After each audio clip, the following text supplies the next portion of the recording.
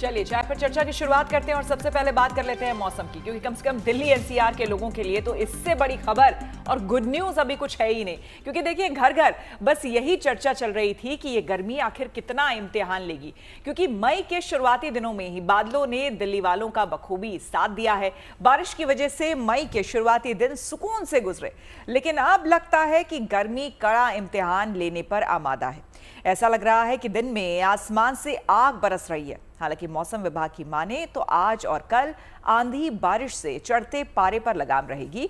इसलिए हम आपको ये 3 तस्वीरें दिखा रहे हैं, जिसमें कम से कम एक तरफ आप देख रहे हैं धूप है, तो बाकी तस्वीरों में आपको थोड़ी राहत जरूर दिखेगी।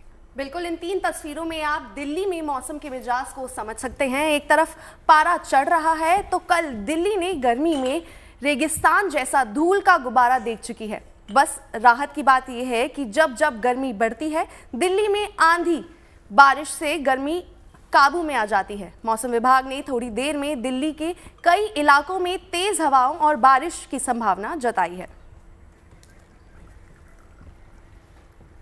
तो देखिए ये है दिल्ली की अभी की तस्वीरें। शाम 5 बजे का वक्त है, लेकिन अभी से ही दिल्ली में अंधेरा छा गया है, बादलों का डेरा है। और ऐसे में दिल्ली और एनसीआर की कनॉट प्लेस की तस्वीरें।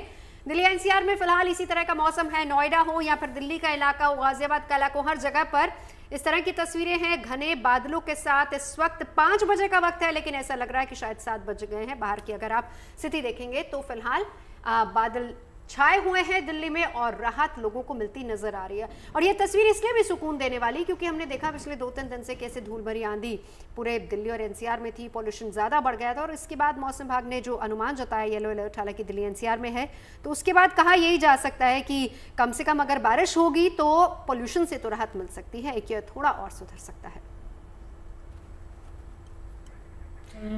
तो फिलहाल ये तस्वीरें आप देख रहे हैं, जो आपको हम सीधी तस्वीरें यानी कि लाइव तस्वीरें सीधे आसमान की दिखा रहे हैं। और आसमान की तस्वीरें दिखाने का मतलब है कि यहाँ का मौसम आप समझ सकते हैं। ये देखिए बारिश की बूंदें कैमरा लेंस पर पड़ती हुई, और ये हमें यहाँ तक सुकून और ठंडक दे जा रही है। क्यों खुशी, आपको नहीं लग रहा है कि स्टूडियो में बैठे बैठे हमें वो उस बारिश पहली बूंद का एहसास हो रहा है? बिल्कुल। और जैसे ही हम शो के लिए आ रहे थे तो मैंने देखा इतनी जोर से हवाएं चल रही हैं, तो मुझे ये था कि आज तो बारिश होनी है। और ऐसे में गरम गरम चाय हो। मैंने शुरू में क्या कहा था, मैंने कहा था ना कि बस अब से कुछ ही देर बाद मौसम का जो पारा है वो 31 डिग्री है, थंडर स्टॉर्म शुरू होने वाला है, वही हाल हुआ। और देखिए सबसे बड़ी बात यह है, पिछले 2 दिनों में अगर आप देखें धूल भरी आंधी, आपको याद होगा जब हम कल और परसों चर्चा कर रहे थे कि कैसे हम लोग जब सुबह उठे तो एकदम बहुत ज़्यादा डस्ट स्टॉर्म एक तरीके से आया था। कल भी हमने 4 बजे इस पे चर्चा की थी और उसमें जो डिपार्टमेंट के एक्सपर्ट्स थे उन्होंने ये बताया था कि राजस्थान की तरफ से ये धूल भरी हवाएं चल रही हैं। तो ऐसे में उम्मीद यही थी कि बारिश होगी तो शायद AQI भी कम होगा और इस धूल से भी लोगों को निजात मिलेगी। वैसे आम लोग भी बड़े परेशान थे। बिल्कुल। और ये तस्वीरें आप जो देख रहे हैं ना, अब इससे लग रहा है कि जो वीकेंड है वो कम से कम कूल कूल रहने वाला है। और अब तो ना जैसे उसमें पेड़ हवा से हिल रहे हैं ना, ऐसा लग रहा है वो हवा मेरी तरफ आ रही है। इतना ठंडा ठंडा लग रहा है। चाय तो मैंने भर ली है, लेकिन बड़ा मजा आ रहा है। अच्छी है, मौसम अच्छा हो गया ना, इसलिए अच्छी लग रही है। और देखिए यार दिल्ली वालों को आप तस्वीरों में देख सकते हैं। दरअसल जो पहली तस्वीर आप देख रहे हैं ना, छाता लेकर लोगों को जाते हुए, दरअसल हकीकत यही है। और मौसम विभाग भी यही कह रहा है कि भले ही हमारा वीकेंड सुकून से गुजरेगा, लेकिन भैया तैयार रहिए। ऐसा नहीं है कि अब जो ये बारिश आपको देखने को और मेघा आपको देखने को मिल रहे हैं वैसे ही रहेंगे, क्योंकि देखिए वैसे मॉनसून जो है उसका दाखिला हो चुका है, लेकिन अभी अंडमान निकोबार में अभी दूर है। केरल में आते आते बताया जा रहा है लगभग 25 से 28 मई के बीच में केरल में मानसून दस्तक देने वाला है। उसके बाद बारिश की हम उम्मीद इस तरफ कर सकते हैं, लेकिन फिलहाल कम से कम ये तस्वीरें तो सुकून देने वाली।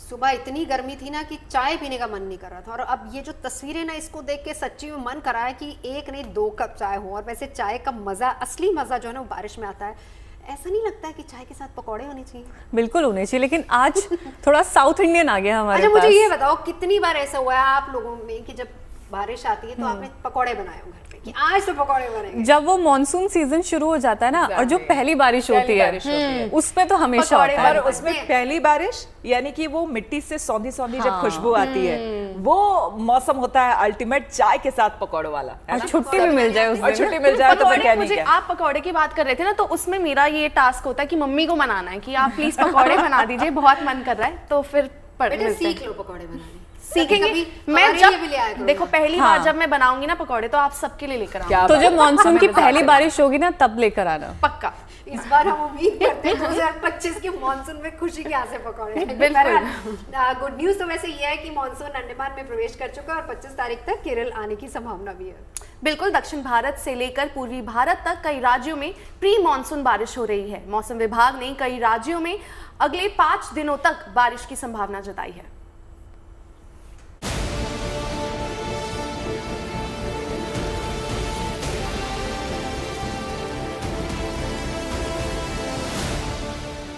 भीषण गर्मी के बीच झमाझम बारिश महाराष्ट्र के अकोला में राहत का पैगाम लेकर आई। बीते दिनों तेज हवा, धूल भरी आंधी के बाद जोरदार बारिश ने मौसम को कूल कर दिया। कई हफ्तों से भीषण गर्मी झेल रहे अकोला और आसपास के जिलों में राहत की ये बारिश लोगों को सुकून का एहसास करा गई।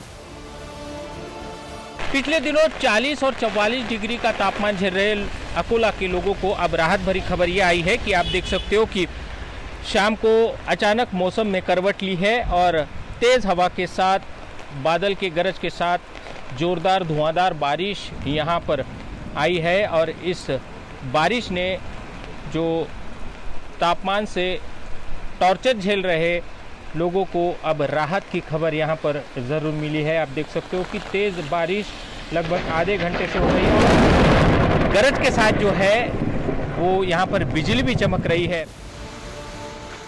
महाराष्ट्र के ही अमरावती में भी मौसम मेहरबान हुआ। गुरुवार दोपहर बाद मौसम ने अचानक करवट बदली और सब कुछ सुहाना हो गया। 45 डिग्री का टॉर्चर सह रहे लोगों के चेहरे खुशी से खिल उठे।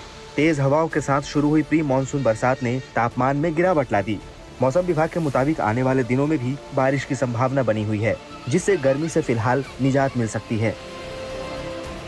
प्री मानसून बरसात ने वाशिम को भी पूरी तरह भिगो डाला। मूसलाधार बारिश लोगों के लिए एक तरफ राहत का पैगाम लेकर आई तो दूसरी ओर किसानों के लिए मुसीबत का सबब भी बन गई। किसानों की फसल बारिश की भेंट चढ़ गई। जब भी बेमौसम बारिश आती है, तूफानी बारिश आती है, तो सबसे पहला शिकार वो किसानों की फसलों को बनाती है। इस बार भी जो बारिश आज और कल वाशिम जिले के अंदर जो बारिश हुई उसने किसानों की फसलों को निशाना बनाया है। मौसम विभाग ने विदर्भ के कई जिलों के अंदर अलर्ट जारी किया है। मौसम विभाग के मुताबिक पूर्वी और मध्य भारत में अगले 5 दिन मौसम खराब रहेगा। मध्य प्रदेश, विदर्भ, छत्तीसगढ़, झारखंड, ओडिशा, बिहार, पश्चिम बंगाल और सिक्किम में 30 से 50 किलोमीटर प्रति घंटे की रफ्तार से आंधी आएगी। गरज चमक के साथ हल्की से मध्यम बारिश होने की संभावना है। आज और कल पश्चिम बंगाल और सिक्किम में छिटपुट से भारी बारिश होने की संभावना है। अभी नॉर्थ ईस्ट इंडिया में भी हवाएं जो बे ऑफ बंगाल से आ रही हैं, कंटिन्यूस मॉइस्चर सप्लाई हो रहा है। वहाँ भी आने वाले 5 दिनों में वेरी हैवी रेनफॉल एक्टिविटी रहेगा। उसके साथ अगर सब हिमालयन वेस्ट बंगाल जो ईस्ट इंडिया का जुड़ा है, जैसे आप बोल रहे हैं, वहाँ भी हमारा यही अनुमान है आने वाले 5 दिन वहाँ भी हैवी रेनफॉल एक्टिविटी रहेगी। बीती रात उत्तरी सिक्किम के मुथांग घाटी में भारी बारिश से सड़क जाम हो गई। बड़े बड़े पत्थर और कीचड़ की वजह से गाड़ियां जहां तहां रुक गई, जिससे टूरिस्ट स्पॉट पर आवागमन अवरुद्ध हो गया। दक्षिणी पश्चिम मानसून 13 मई को बंगाल की खाड़ी पहुंच गया और निकोबार द्वीप समूह पर दस्तक दे दी। अब मानसून केरल में दस्तक देगा। 25 मई के आसपास मानसून के केरल पहुंचने की उम्मीद है। हर साल मानसून 22 मई के आसपास अंडमान में एंट्री करता है, लेकिन इस बार मानसून 9 दिन पहले आ गया।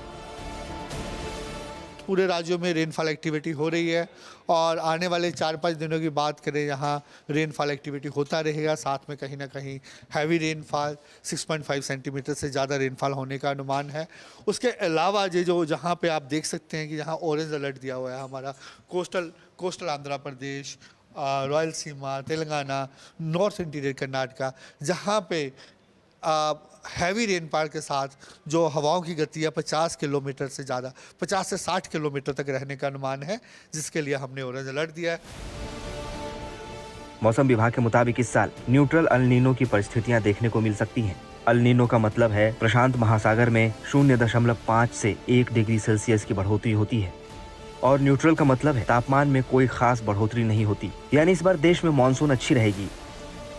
अकोला से धनंजय साबले, वाशिम से जगा खान और सिक्किम से के अंसारी के साथ bureau report, good news today. देखिए, ये पुरानी कहावत है और कहा गया है कि हमें आज में जीना चाहिए। क्यों? अब कल क्या होगा, कल क्या हो चुका, उसमें नहीं।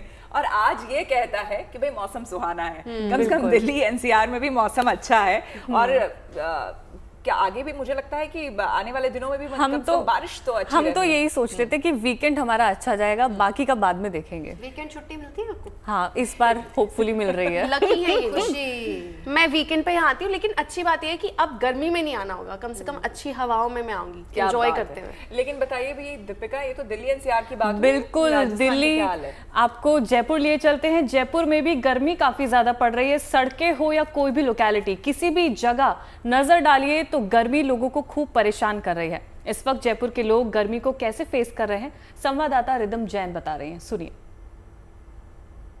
कुछ दिनों की राहत के बाद एक बार फिर गर्मी से सभी का हाल बदहाल हो चुका है।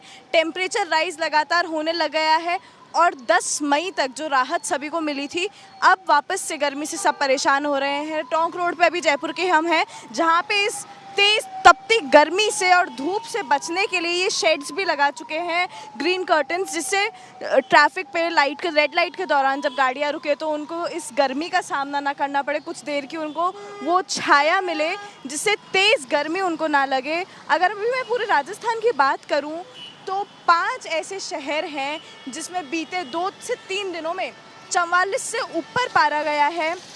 और ये जो टेम्परेचर अभी यहाँ पे चल रहा है, 10 मई से पहले तक जो राहत मिली थी उस दौरान देखा गया था कि जो तापमान हाईएस्ट पूरे दिन में जा रहा था वो अभी मौसम चेंज होने के बाद सुबह 10 से 11 बजे के बीच में ही महसूस होने लगा है। और अभी भी जयपुर का टेम्परेचर आने वाले 2 दिन में 44 डिग्री तक जाने का मौसम विभाग ने भी अनुमान लगाया है। और बीते 5 दिनों में यहाँ का जो टेम्परेचर है राजस्थान का वो 4.8 डिग्री राइज किया है। अब देखने वाली बात है कि आने वाले दिनों में और कितना ज़्यादा ये राइज होता है। हालांकि अगर मैं उदयपुर और कोटा वाले क्षेत्र की बात करूं तो वहाँ पे आंधी का और हल्की बारिश का अनुमान लगाया गया है। वहाँ टेम्परेचर में थोड़ी सी गिरावट है, पर यहाँ अभी भी जो धूप है वो चिलमिलाती धूप है, सभी को परेशान कर रही है। हम यहाँ पे लोगों को भी देख रहे हैं कि खुद को कवर करके चल रहे हैं, वापस से वो दौर आ चुका है। पर मॉनसून, अगर हम बात करते हैं मॉनसून की, तो मौसम विभाग का यही कहना है कि जून फर्स्ट वीक में मॉनसून आ जाएगा। देखते हैं किस तरीके की इस बार बारिश रहती है, कितनी राहत जून में हमें मिलती है, क्योंकि अभी तो जो टेम्परेचर हो रहा है 41 डिग्री टेम्परेचर हाल फिलहाल जयपुर में हो रहा है, तो राहत तो दिखाई नहीं दे रही है। आने वाले 2 दिन में ये टेम्परेचर 44 तक जाने का अनुमान भी लगाया गया है। तो देखते हैं कि आने वाले कुछ दिन कैसे बीतते हैं, कुछ राहत का दौर आता है या फिर इसी तरीके से गर्मी बढ़ती चली जाएगी। कैमरामैन निखिल के साथ rhythm Jain, good news today, Jaipur. भाई, देश के बहुत सारे ऐसे इलाके हैं जहाँ पर बहुत ज़्यादा गर्मी, और ऐसे में सबसे ज़्यादा परेशानी बेचारे बेजुबानों को हो जाती है। आई एम श्योर कि आप लोग थोड़ा थोड़ा अपनी तरफ से एफर्ट्स करते होंगे। बिल्कुल करते हैं, पेरेंट्स भी करते हैं इनफैक्ट मेरे, कि वो मिट्टी का जो बर्तन होता है ना, उसमें पानी भर के रखना या खाने के लिए कुछ रखना, तो वो हो जाता है मैनेज, करना भी चाहिए। हाँ, स्पेशली जानवरों और परिंदों के लिए ज़्यादा। बिल्कुल, पानी सबसे ज्यादा इंपॉर्टेंट है, चाहे हम लोग हो चाहे बेजुबान हो, तो उनके लिए आपको स्पेशली ध्यान, क्योंकि वो कहाँ जाएंगे, किससे मांगेंगे, तो हमें ही उनके लिए। देखिए, अब हमारे घर में वैसे बड़े बड़े आंगन तो रहे नहीं, फ्लैट्स में रहने वाले हम लोग हैं, तो छोटी सी बालकनी होती है, तो बालकनी में कोशिश करते हैं कोई पॉट रख दे, वहाँ पे पानी रख दे उसमें। तो जो चिड़िया होती है, खास करके कबूतर यहाँ बहुत है नोएडा में, वो आते हैं तो सुबह सुबह वो परिंदे जो वो पानी पी लेते हैं उससे। तो चलिए आपको मथुरा लिए चलते हैं, वहां पर किस तरीके से एक नेक पहल की जा रही वो दिखाते हैं।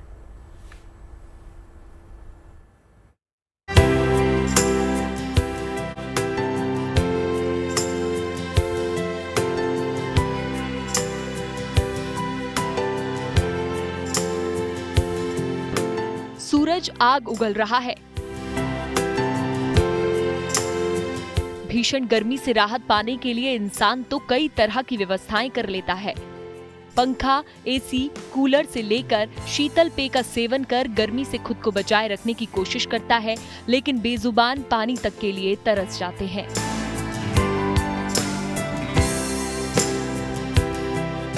चिड़ियाघरों में तो बेजुबानों को गर्मी से बचाने का प्रबंध किया जाता है, लेकिन खुले में घूमने वाले बेजुबानों के लिए बेहद मुश्किल होती है, और इसी को लेकर भगवान कृष्ण की नगरी में एक अच्छी पहल की गई है।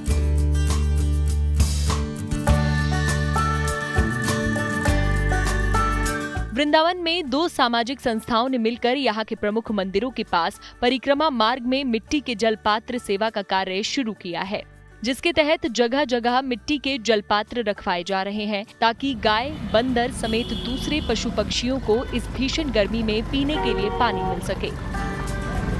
मेरो वृंदावन और 16 ब्रज संस्था ने एक संकल्प लिया है कि जो जीव जंतु वृंदावन में विराजमान है उनके लिए पानी के टब जगह जगह लगवाए जा रहे हैं ताकि उन्हें इस भीषण गर्मी से राहत मिल सके, जल मिल सके। तो जो जीव जंतु हैं, जो गाय हैं, जो यहाँ के स्वान हैं, जो यहाँ के बंदर हैं, उनको भीषण गर्मी लगती है, तो उनके लिए हमने ये संकल्प लिया है कि जगह जगह पूरे वृंदावन में, परिक्रमा मार्ग में, हर ब्रजवासी के घर पर ये पूरी कोशिश रहेगी कि इस जो जल पात्र है इसको रखें ताकि जो जीव जंतु हैं वो जल पी के अपने इस भीषण गर्मी में उनको राहत मिले। इस भीषण गर्मी में पशु पक्षियों के लिए न सिर्फ मिट्टी का जलपात्र जगह जगह रखे जा रहे हैं, बल्कि उसमें पानी भरने की व्यवस्था भी की गई है। साथ ही लोगों को भी ये जलपात्र बांटे जा रहे हैं ताकि वो अपने घर आसपास उसमें पानी भरकर रखें, जिससे पशु पक्षियों को पानी के लिए भटकना ना पड़े। मथुरा से मदन गोपाल शर्मा के साथ bureau report, good news today.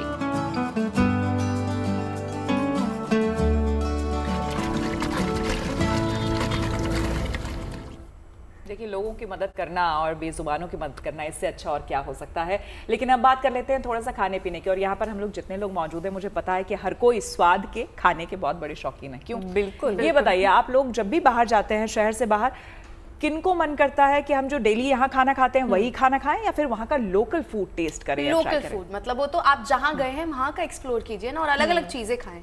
अभी आपको कहाँ का लगता है अभी तक जो ट्राई किया है?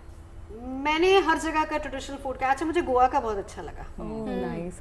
अभी जैसे मैं कुछ टाइम पहले पहाड़ों में गई थी, तो मैंने पहाड़ी दाल खाई थी जो मुझे बहुत डिफरेंट लगी। चेंज, आपने मैगी नहीं खाई? नहीं, जो पहाड़ में जाते हैं वो नहीं, पहाड़ी दाल खाई थी, उसका टेस्ट बहुत ही अलग था कुछ, पर अच्छा था। अब आपने ऐसी बात कर दी है, उसी से जुड़ी हुई हमारी खबर भी है, क्योंकि हाल फिलहाल मैं भी 4 धाम यात्रा गई थी। और 4 धाम यात्रा में आपको बता दूं, एक तो जगह जगह छोटे छोटे वो स्टॉल्स हैं, लोग घर खुद ही अपने घर से बाहर उन लोगों ने स्टॉल अभी खास करके लगा रखे हैं, जहां पे लोग जो भी श्रद्धालु जा रहे हैं उनके लिए खुद ही खाना बना के वो दे रहे हैं, जिसमें पहाड़ी दाल का जिक्र मैं करूंगी।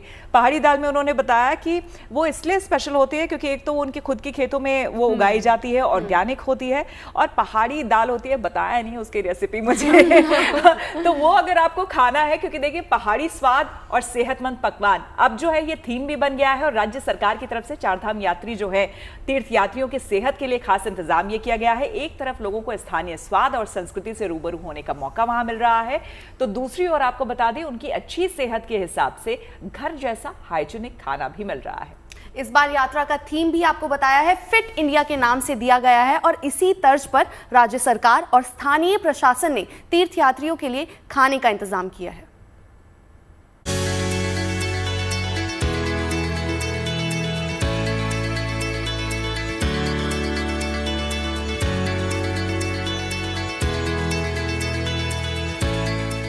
आस्था और आध्यात्म की इस यात्रा में तीर्थ यात्रियों की सेहत का भरपूर ख्याल रखा जा रहा है, क्योंकि अगर सेहत अच्छी रहे तो सफर आनंद से भर जाता है। इस बार 4 धाम यात्रा की थीम है फिट इंडिया, और इसी थीम पर 4 धाम यात्रा रूट पर श्रद्धालुओं के लिए खाने पीने की व्यवस्था की गई है।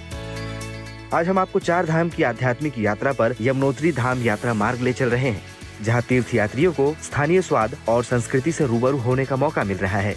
अभी हम खड़े हैं यमुनोत्री नेशनल हाईवे के पंजीकरण सत्यापन जांच केंद्र के पास, और आप ये देख सकते हैं, कैमरामैन से चाहूंगा कृपया दिखाएं कि यहाँ पर एक आउटलेट तैयार किया गया है, राजेश्वरी ग्राम संगठन सुनाल्डी, और ये सौजन्य से NRLM नौगांव ग्रामोत्थान परियोजना उत्तरकाशी के द्वारा यहाँ पर संचालित किया जा रहा है, जिसमें आप देख सकेंगे ये आप ये देख सकते हैं यहाँ पर जैसे अमूमन चाइनीज फास्ट फूड ये तमाम प्रकार की चीजों से बाजार अटा पड़ा रहता है, वहीं ये राज्य सरकार और स्थानीय प्रशासन की पहल है, जिसमें आप ब्रेकफास्ट पे आप ये देखिए आटा मैगी, मंडुआ, मोमोज, मक्खन, गहत के पराठे, कुल्हड़ की चाय, आलू पराठे, पोहा, पकोड़े, ब्रेड पकोड़े आदि आदि। लंच में आप ये देख सकते हैं राजमा, लाल चावल, जो कि यहाँ की पहचान है पहाड़ की।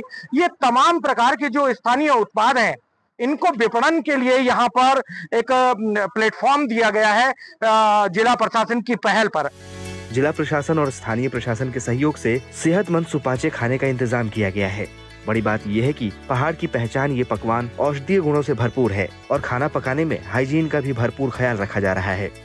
ये क्या हाथ पे उठाइएगा एक बार। हाँ, ये मंडवा की रोटी है सर। अच्छा, स्पेशल रोटी होती है? हाँ, स्पेशल। इसको हम अपने खेतों से उपज करके लाते हैं। अच्छा, तब मंडवा की रोटी बनाई जाती है। उसको मक्खन के साथ भी खाते हैं, हरी सब्जी के साथ अच्छा लगता है।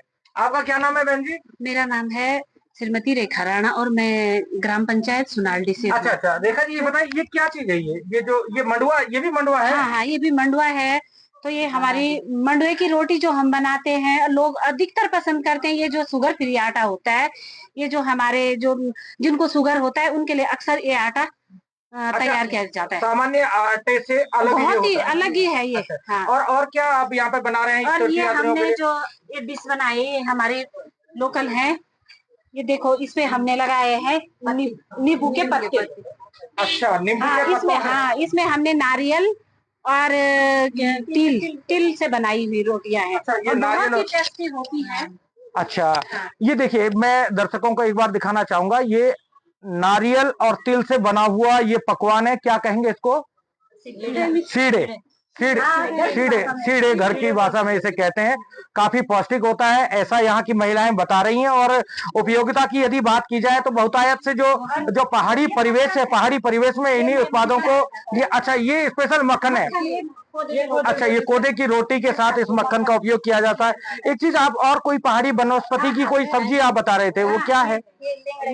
ये लेंगड़ा। आप ये देखिए, ये लेंगड़े की सब्जी है जो कि है एक फॉरेन प्रजाति का होता है। और ये जो नाले होते हैं, पहाड़ी नाले या सहायक नदियां, उनके अगल बगल में ये है कुछ हिमालयी क्षेत्रों में ये पाया जाता है। कुल मिलाकर के हाँ, ये स्पेशल झंगोरी की खीर यहाँ पर बनाई जा रही है। हाई अल्टीट्यूड में तीर्थ यात्रियों की सेहत का विशेष ध्यान रखने के साथ ही चार धाम यात्रा की थीम फिट इंडिया को ध्यान में रखकर बनाई गई है, ताकि डायबिटीज, हाई ब्लड प्रेशर और जीवन शैली से जुड़ी बीमारी वाले लोगों की सेहत चुस्त दुरुस्त बनी रहे। लोगों को भी ये पहाड़ी स्वाद खूब पसंद आ रहा है। झंगोरे की खीर, कंडाली का साग, मंडवे की रोटी, मुंडवा मोमोज, गहत के पराठे, लिंगड़ा की सब्जी, तिल की चटनी जैसा अपने नाम की तरह ही स्वाद और सेहत से भरपूर है ये पकवान। पूरे जनपद में स्वयं सहायता समूह की आजीविका को बढ़ाने के लिए जिला प्रशासन के सहयोग से लगभग गंगोत्री और यमुनोत्री हाईवे पे 30 आउटलेट को खोला गया है। 30 आउटलेट टोटल पूरे जनपद में। ओके। इनमें हम बेसिकली हमारा फोकस है कि जो हमारे स्वयं सहायता समूह द्वारा तैयार किए गए उत्पाद है, विशेषकर लोकल उत्पाद, उन पर फोकस कर रहे हैं। सरकार और प्रशासन की इस पूरी पहल का साफ मकसद है यात्रा के दौरान श्रद्धालु सेहतमंद रहे, उनका स्वास्थ्य दुरुस्त रहे, ताकि चार धाम की उनकी यात्रा यादगार हो और सुगमता के साथ संपन्न हो। Omkar Bahuguna, Uttarkashi, good news today. घर, परिवार, समाज सब जरूरी है, लेकिन सबसे ऊपर है देश, जिसको लेकर लोग अलग अलग तरह से अपनी भावनाएं प्रकट कर रहे हैं। बिल्कुल, तमिलनाडु में एक बच्चे ने जहां अपनी बचत को सेना के नाम कर दिया, वहीं नागपुर में फलों के व्यापारियों ने टर्की के खिलाफ अपना गुस्सा जताते हुए वहां के सेब का बहिष्कार कर दिया है।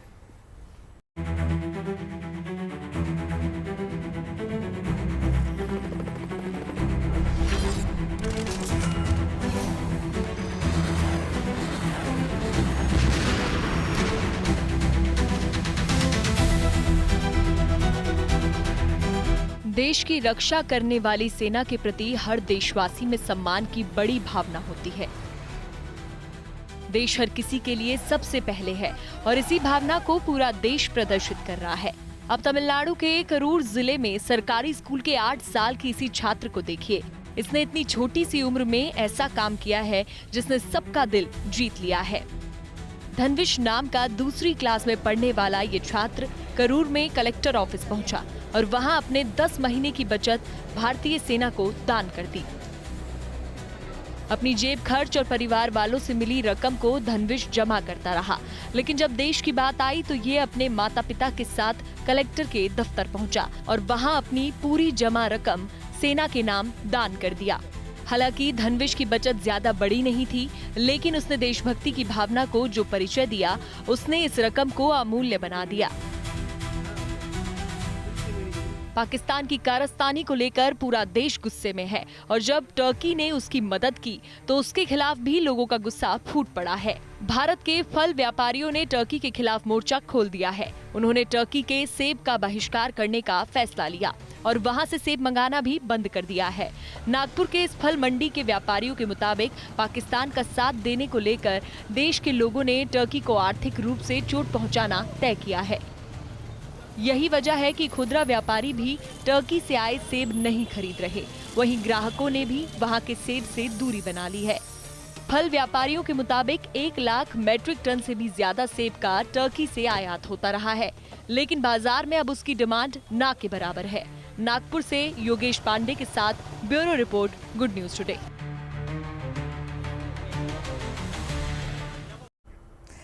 चलिए अब बात कर लेते हैं देश के उत्तर पूर्वी राज्य सिक्किम की, जहां आज राज्य का 50वां स्थापना दिवस मनाया जा रहा है। आज से ठीक 50 साल पहले ही सिक्किम भारत का 22वां राज्य बना था। 16 मई 1975 को राज्य की स्थापना हुई थी। इससे पहले वहां राजा हुआ करते थे।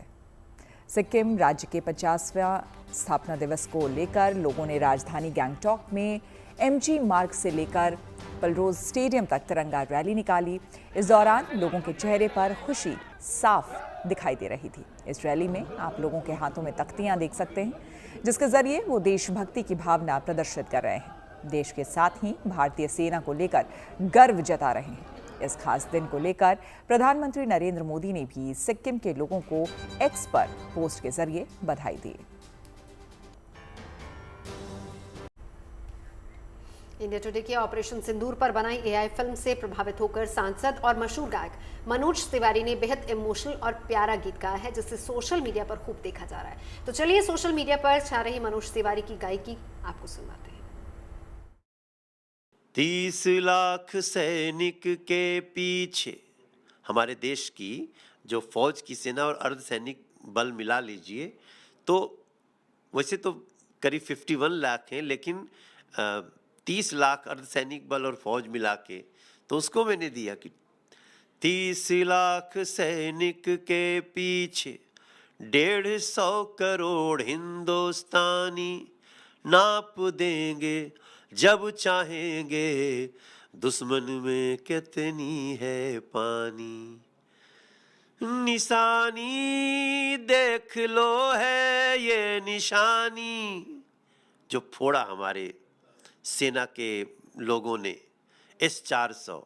निशानी देख लो है ये निशानी, कहानी अब शुरू हो गई कहानी। मैंने उसमें एक लाइन गाया है कि तुमने किया है शुरू तो सुन लो, मोदी करेगा खत्म कहानी, नाप देंगे जब चाहेंगे। तो चलिए आगे बढ़ते हैं। अब आपको एक ऐसे शख्स की कहानी बताने जा रहे हैं जिसने सिर्फ 10वीं तक की पढ़ाई की है, लेकिन आज की तारीख में वो एक बड़ा बिजनेसमैन बन चुका है। डिलीवरी बॉय से काम की शुरुआत करने वाले इस शख्स का विदेश तक कारोबार फैला हुआ है। रहने वाले ये यूपी में जौनपुर के हैं, जिन्होंने अपनी माटी का भी ख्याल रखा है।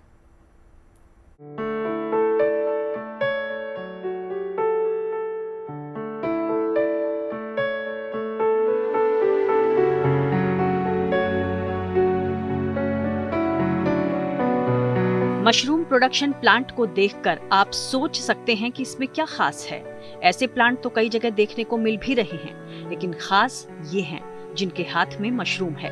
ये आनंद राय हैं, जिन्होंने यूपी के जौनपुर में न सिर्फ मशरूम प्रोडक्शन प्लांट लगाया है, बल्कि इसके जरिए 100 लोगों को रोजगार भी दे रहे हैं। लेकिन ये भी इनकी खासियत नहीं है, बल्कि इनकी जो कहानी है वो किसी फिल्म के जैसी है। आनंद राय महज 10वीं पास हैं। इसके बाद इन्होंने बतौर डिलीवरी बॉय काम किया और आज करोड़ों की कंपनी के मालिक हैं। फर्स्ट जॉब 150 की थी, फिर उसके बाद 375, फिर 1800, स्टिल 1800 के बाद फिर मैंने काउंट नहीं किया। फिर मैं लास्ट जो job I left as a country head in Overnight Express Limited. It was one of the biggest company, no more exist. 50,000 रुपये सैलरी मिलती थी 2003 में। I left that company first time. तो एक कंपनी थी गोजाबाज, उसको मैंने टेक ओवर किया था। जबोंग जो वेंचर था एक जर्मन लोगों का, उनकी कंपनी थी, मैंने टेक ओवर किया था 2016 में। 2016 में कंपनी को टेक ओवर करने के साथ आनंद राय जो आगे बढ़े तो बढ़ते ही चले गए। ये तो मेरा जस्ट साइड वेंचर है, क्योंकि मैं अपने गांव के लिए कुछ करना चाहता था, इसलिए मैंने इसको शुरू किया। बट मेरा काम ऑलरेडी यूके में है, मैं एक्सपोर्ट और इंपोर्ट वेजिटेबल कर रहा हूँ, प्लस सिंगापुर में भी है, स्पेन में भी है, और मेरी कंपनी है सप्लाई चेन में बहुत बड़ी, जो ई कॉमर्स कंपनी है जिसकी नेटवर्क काफ़ी बड़ी है अराउंड गोज आवाज़। उससे पहले मैं पिजन एक्सप्रेस 2004 में हमारी कंपनी थी, जो कि हम लोग बैंक और लेटर्स का काम करते थे। और मतलब मैं तो 2004 से ही बिज़नेस में हूँ। मैं तो गांव में अभी जस्ट 1 ईयर बिफोर एंटर किया हूँ इस वेंचर में, फूड और सप्लाई चेन में। विदेश में बिजनेस का परचम लहराने के बाद इन्होंने अपनी माटी के लिए कुछ करना तय किया और फिर पिछले ही साल जौनपुर के अपने गांव मेहौड़ा में मशरूम प्रोडक्शन प्लांट की शुरुआत की। आगे आने वाले कुछ सालों में ये रोजगार की संख्या जो है लगभग 600 लोगों के आसपास की पहुंच जाएगी, और जो कंपनी का इनका टर्नओवर अभी 6 करोड़ के आसपास का है, उसको ये लगभग 100 करोड़ के आसपास लेकर के जाएंगे। ऐसा नहीं है कि आनंद राय पढ़ाई में अच्छे नहीं थे, लेकिन बिजनेस की तरफ झुकाव ने इन्हें अपनी ओर पूरी तरह खींच लिया और अब तो ये सिंगापुर बेस्ड NRI भी हो चुके हैं। मेरी इंग्लिश बहुत अच्छी थी 10th में और सब कुछ अच्छा था, बट पता नहीं क्यों मूड हुआ नहीं यार, कुछ करना है मेरे को, बिजनेस करना है, होराइजन बिजनेस में जाना है, मुझे पैसा कमाना है और इंटरनेशनल ट्रेवल करना है।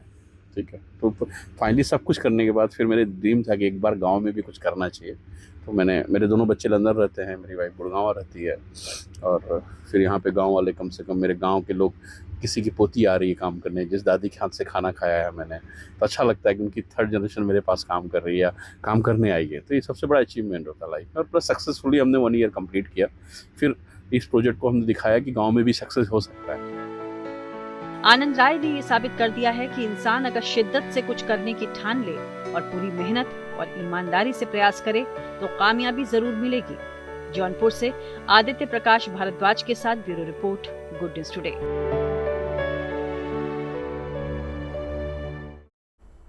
आर्थराइटिस का दर्द कभी बुजुर्गों को सताया करता था, लेकिन बदलते खानपान और परिवेश की वजह से आज कई यंग लोग भी इसके शिकार हो रहे हैं। और इन्हीं प्रयासों में से एक है आयुर्वेदिक इलाज, जिसके जरिए ज्यादा से ज्यादा आर्थराइटिस के मरीजों को राहत पहुंचाई गई है।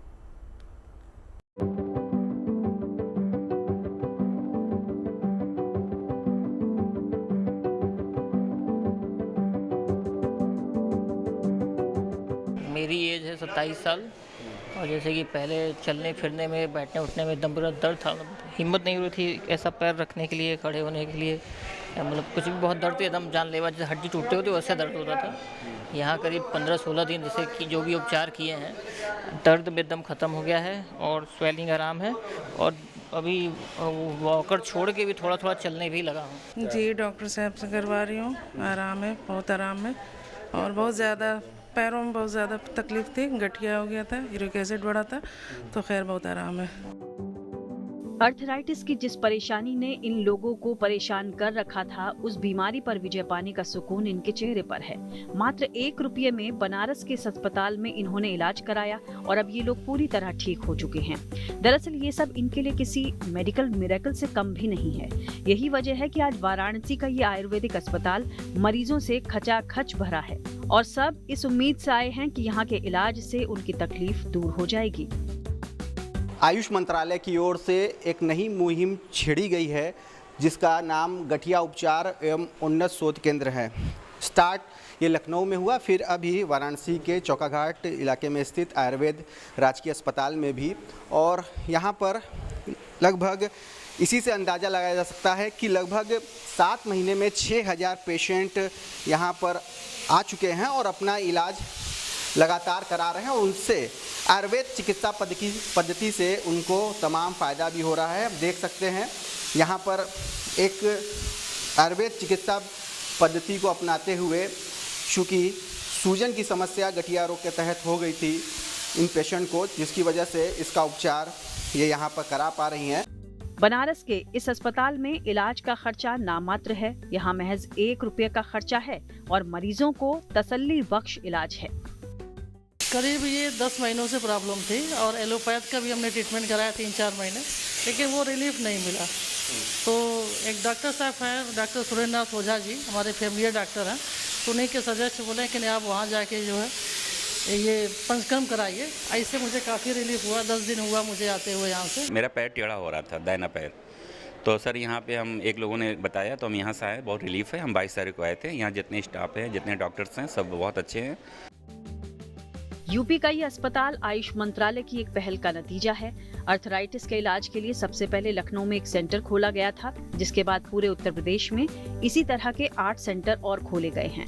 मकसद यही है कि कम खर्च में मरीजों को सस्ता आयुर्वेदिक इलाज दिया जा सके। इसके पीछे उद्देश्य और परिकल्पना यही थी कि चूँकि गठिया के मरीज जो होते हैं वो उनके जॉइंट में ही दिक्कत होती है। उनकी सबसे ज़्यादा प्रॉब्लम उनकी मोबिलिटी को है, चलने फिरने में समस्या। तो अभी उनको एक ही छत के नीचे या एक ही प्रीमाइसेस में, एक ही जगह पे उनका पर्चा भी कट जाए, उनकी दवाएं भी वहीं मिल जाएं, उनका जो उपचार होना है वो भी वहीं हो जाए, जांच भी उसी जगह हो जाए, उनको ऊपर नीचे हॉस्पिटल में दौड़ना ना पड़े। तो इस परिकल्पना को लेकर के नीचे ग्राउंड भूतल पे हमारे यहाँ जो है एक गठिया उपचार केंद्र और शोध केंद्र की स्थापना की गई।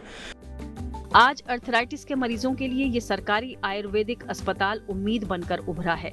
यहाँ गठिया के मरीजों को 19 खास तरह की औषधियाँ बिल्कुल मुफ्त दी जा रही हैं। जाहिर है मात्र 1 रुपये में उम्मीद से अच्छे इलाज ने इस सेंटर को खास बना दिया है। जो प्राकृतिक पद्धतियां हैं उनको अपनाकर और दवाओं पे कम निर्भरता रखते हुए गठिया रोग, अर्थराइटिस रोग का उपचार किया जा रहा है और इसका बहुत अच्छा रिस्पांस भी देखने को मिला है। लगभग बीते 7 महीनों में 6000 पेशेंट ने इसका लाभ उठाया है और जिस तरह से बेहतर रिस्पांस मिल रहा है तो अब आने वाले वक्त में इसका और भी कहीं ज़्यादा विस्तार देखने को मिलेगा। Roshan Jaiswal, Varanasi, good news today. तो चाय पर चर्चा में फिलहाल इतना ही। दिल्ली एनसीआर वालों के लिए तो हम यही कहेंगे, एंजॉय द वीकेंड। मौसम अच्छा हो गया, खूब खाइए और अपना ख्याल रखिए। मिलेंगे मंडे को चाय पर चर्चा में।